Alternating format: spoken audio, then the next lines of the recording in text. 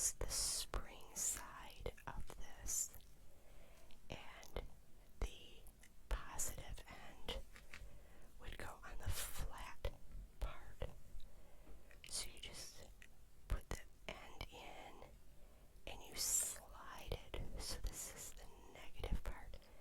Slide it toward the spring and push the spring down while pushing this end in, and it fits snugly in. And if you turn it upside down, move it, it will not fall out. So we'll do that with this one also. And if you might notice, the spring is on this side, and on this battery, the spring is on this side. So they go in the opposite direction. So on this side, you would take the negative end, put it in this way against the spring, and push it down. And it is securely in there. Again, neither one of them will fall out. And then we can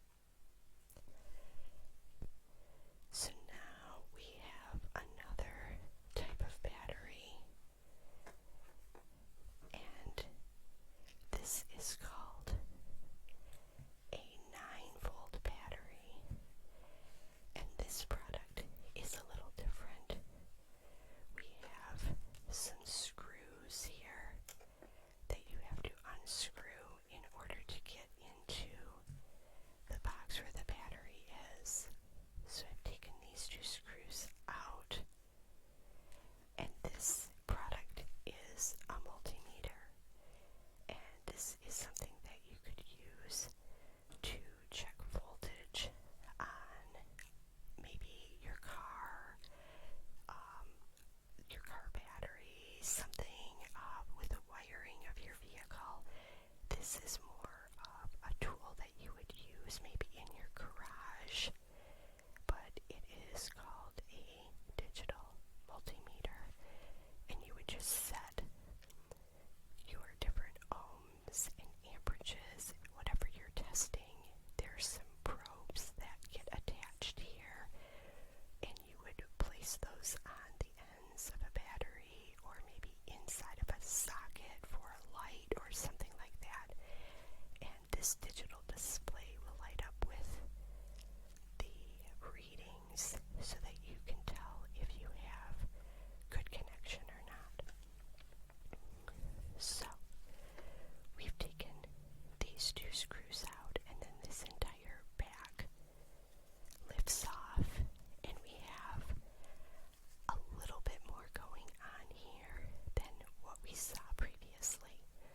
So in this, you get to see all the inner workings and the circuitry of the product when you take this off. And down here is where the battery is placed. So you see this is rectangle or cube shaped. It says 9V here. This is a 9-volt battery. And you see that these positive and negatives are just a little bit different.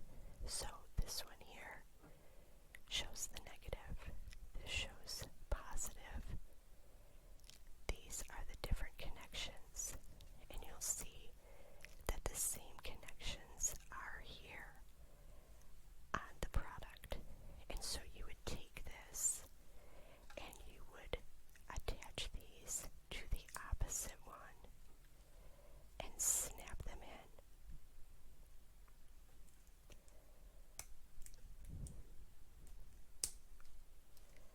And then you would place the battery into this little spot. And then you can take the backing and put these little screws back into these holes. Take a small screwdriver and start screwing these back in.